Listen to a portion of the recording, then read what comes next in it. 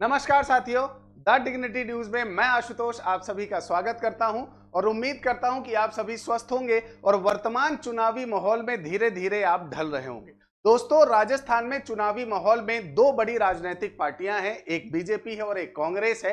लेकिन उस राजनीतिक समीकरण को खराब करने के लिए आपका जो है या उस राजनीतिक आपका जो गठबंधन है एक प्रकार का, उसे खराब करने के लिए नया तीसरा मोर्चा जो है वो ओपन हो रहा है। मैंने इस पर आपका जो है एक वीडियो बनाई थी, उम्मीद करता हूं आप सभी ने देखी होगी।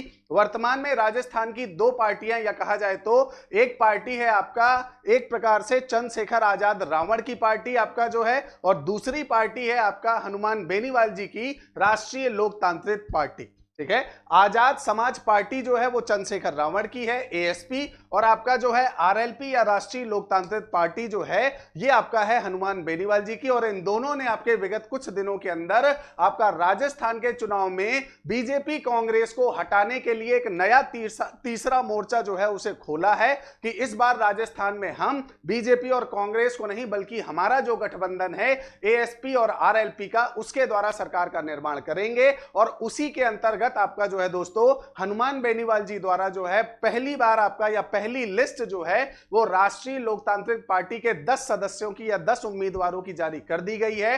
दोस्तों, यहां पर अगर देखा जाए तो खीवसर से आपका जो है हनुमान बेनीवाल चुनाव लड़ रहे हैं, जो नागौर से है, और नागौर में इनकी प्रतिभा जो है वो बहुत अच्छी मानी जाती है। पिछली बार भी हनुमान बेनीवाल जी को ही टिकट मिला था और ये चुनाव जीते थे। हालांकि जब इनका 2019 में सांसद के रूप में लोकसभा जाना हुआ तो यहां पर उपचुनाव कराए गए थे, जहां पर इनके भाई ही चुनाव लड़े थे और जीते थे। इस बार भाई को हटाकर जो है इन्होंने स्वयं से वहां पर आपका या खीवसर से चुनाव लड़ने का निर्णय लिया है। अभी तक इनके जो भाई हैं उन्हें किस क्षेत्र से टिकट मिलेगी इसका कोई भी अभी तक कोई स्पष्टीकरण नहीं हुआ है। दूसरा, भोपालगढ़ जो है जोधपुर से, वहां से पुखराज गर्ग पिछली बार भी लड़े थे और इस बार भी उन्हें जो है आपका जो है उम्मीदवार घोषित किया गया है। मेड़ता से आपका जो है इंदिरा बावरी जी को दिया गया है, पिछली बार भी इंदिरा बावरी जी थी। परबतसर से आपका जो है लाछाराम बड़ाखड़ा से लिया गया है या इन्हें दी गई है सीट, पिछली बार यहां से चुनाव नहीं लड़े थे ये। कोलायत से आपका जो है रेवत राम पवार जी को सीट दी गई है, पिछली बार डॉक्टर सुरेश कुमार बिश्नोई जो है उन्हें सीट मिली थी।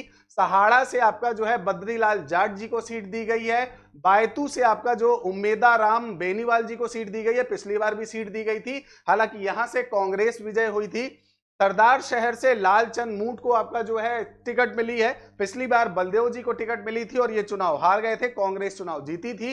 सांगानेर से महेश सैनी आपका जो है उन्हें सीट दी गई है और पिछली बार सांगानेर से आपका जो है बीजेपी ने सीट जीती थी। और अंतिम 10वां कैंडिडेट जो है वो जोधपुर से घोषित किया गया है डॉक्टर अजय त्रिवेदी जी को, और यहां से भी पिछली बार कांग्रेस विजय हुई थी। तो ये 10 उम्मीदवार जो हैं उनके द्वारा आपका जो है आपका इस चुनावी आपके दंगल में आपका उतरना निश्चित हो गया है। आने वाले कुछ दिनों के अंदर बची हुई विधानसभा सीटों में अब यह देखना होगा कि क्या वो 200 की 200 सीटों पर अपने उम्मीदवार उतारते हैं या कुछ आपकी जो हॉट स्पॉट सीटें हैं उसमें अपने उम्मीदवार उतारते हैं। अभी फिलहाल 10 सीटों पर उन्होंने उम्मीदवार उतारे हैं। आने वाले कुछ दिनों में यह पिक्चर जो है वो और ज्यादा क्लियर हो जाएगी। बने रहिएगा द डिग्निटी न्यूज के साथ और चैनल को सब्सक्राइब करे बिना मत जाइएगा, क्योंकि आपका छोटा सा समर्थन हमारे लिए बहुत ज्यादा आवश्यक है। धन्यवाद।